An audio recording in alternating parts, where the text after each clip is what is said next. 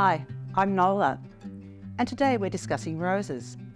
Often referred to as the queen of all flowers, these are beloved, iconic, and some of the most ancient plants in the world. You know, they've actually found rose fossils that are 35 million years old, but the cultivars we have today are a little different. Most of these originated when roses were taken from China to Europe in the 1800s. They were crossbred, and we have the best of both worlds in terms of flowers and hardiness. The petals are edible, as are the rose hips or the fruit, and rose oil has been used to make perfume for centuries. You know, it actually takes 2,000 rose blooms to make 1 gram of rose oil. So if these have captured your heart and your interest, it's time to get some into your garden.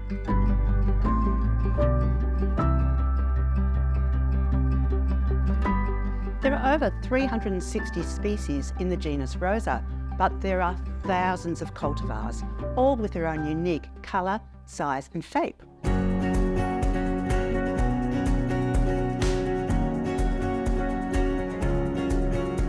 The 3 main categories of roses are the wild or species rose, the old garden and the modern rose. Species roses, like this one, are classified as pure because they've not been crossbred, and they have 5 petals, which is quite distinctive. Old garden roses, on the other hand, tend to have clusters of petals, and these are all the ones that were grown in gardens before 1867. They typically have a very strong scent. Modern garden roses, on the other hand, are very popular with florists and some gardeners because they make a wonderful cut flower. When selecting the right rose for your garden, remember that some are hardier and more disease resistant than others. The hybrid tea roses are one of the most popular varieties around. They have the best traits of their ancestors, the perpetual and the original tea rose. They're tall, upright shrubs. They get to about 2 metres in height, but the best thing about them is they have these long stems with a single bloom on the end, makes them perfect for cut flowers. Floribunda roses, on the other hand, tend to have clusters of flowers on the end of each stem. They're a hybrid between a polyantha rose and a hybrid tea rose. They tend to be very showy, and they can be quite compact plants, but you can get some that grow up to 2 metres tall.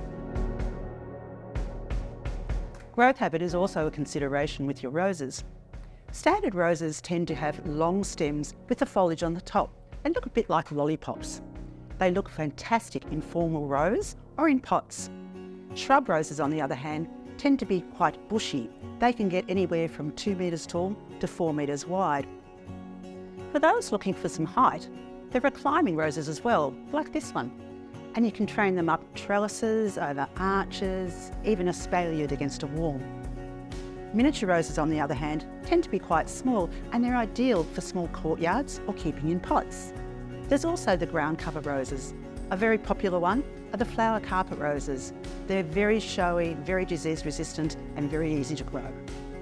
So whether you're drawn to the classic beauty of the hybrid teas, the charm of the old garden roses, or the versatility of the shrub roses, there's a rose to suit every garden.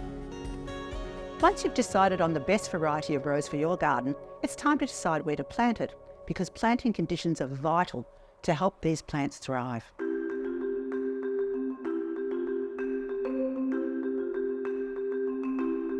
Roses generally require at least 6 to 8 hours of sun on most days. Choose a position that has morning sun and some of the afternoon sun. But if you're in a really hot spot, you might want to give it a little bit of protection from the hot afternoon sun. Roses grown in lots of sunlight tend to have a flowering and are more disease resistant. Whilst most roses prefer full sun all day, some will actually grow in a little bit of shade. In regards to soil, roses really prefer fertile, well-drained soil with a slightly acidic pH. You can check the pH of your soil by using a pH meter. And it's always a good idea to improve the soil by adding some organic matter, such as compost. You would normally use about 1 part compost to 2 parts soil. And if you've got clay soil, this can cause roses to get wet feet, so it's a good idea to add some gypsum before you plant. It's important to consider the specific needs of the variety that you're growing, because some have very different sun and soil requirements.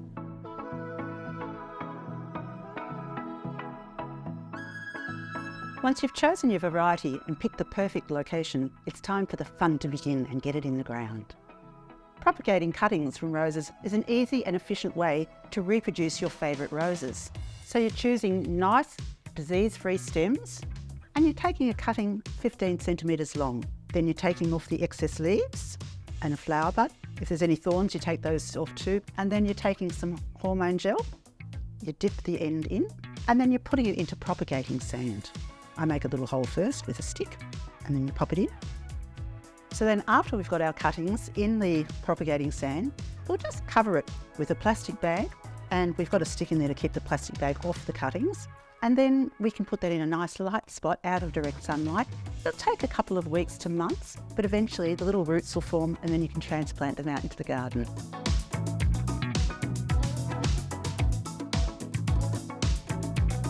Alternatively, you can plant an established rose. These are available as either bare-rooted or in containers.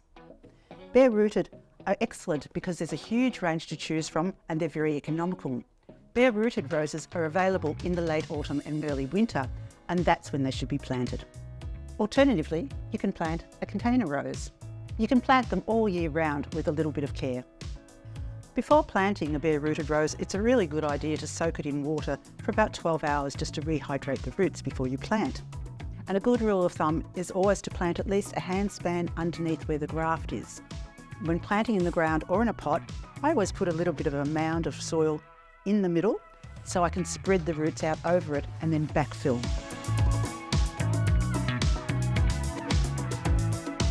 After you've planted, make sure you give it a really good watering, and then we're going to add some slow release fertiliser, and we can finish it off with some lovely mulch, either pea straw or sugarcane. And if you do buy a rose in a pot later on in the season, you might find that the roots are a little bit root bound, but all you have to do is loosen them up a little bit. That ensures that the roots will then grow out into the garden beds. Follow the instructions on the label to check for spacing. This will allow good airflow and that minimises diseases.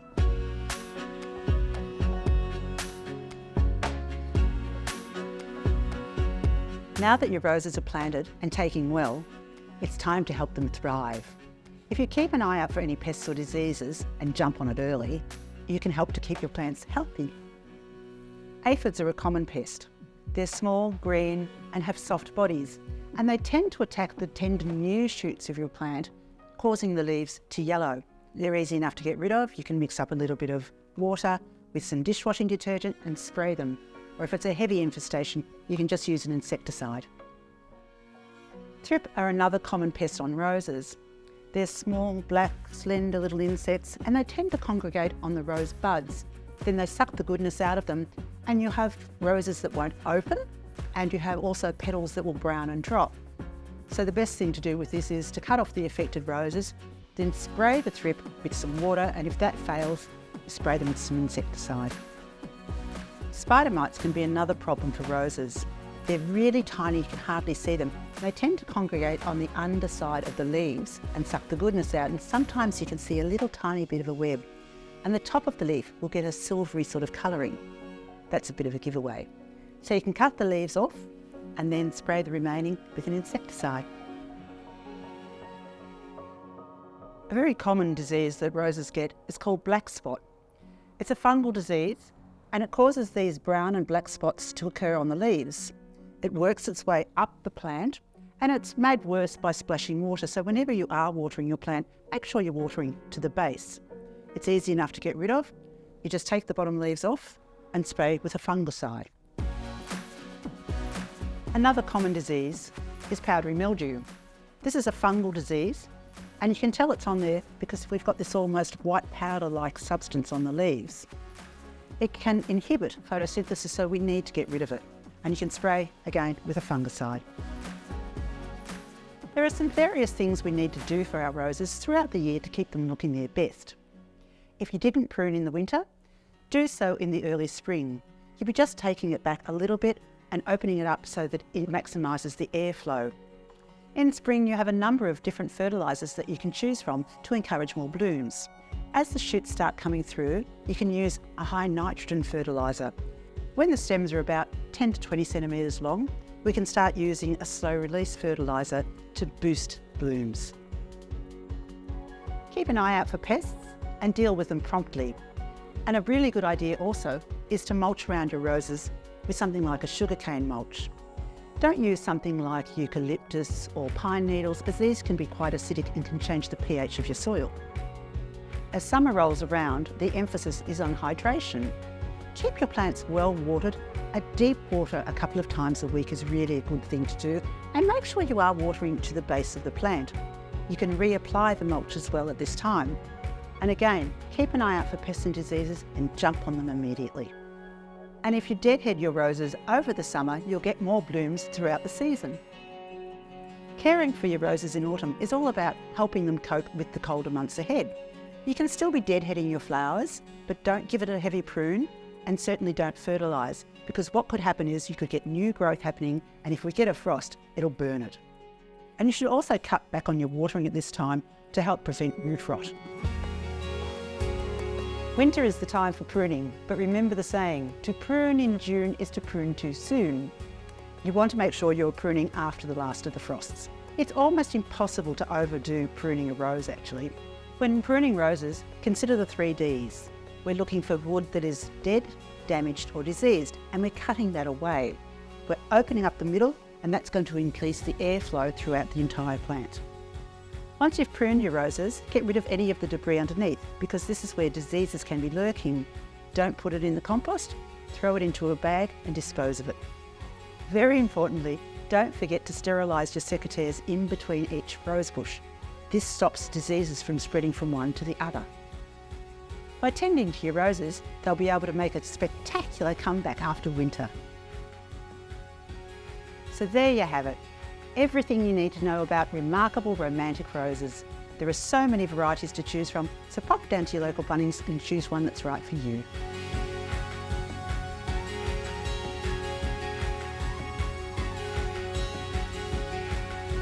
If you like this video, don't forget to like and subscribe for more tips and tricks.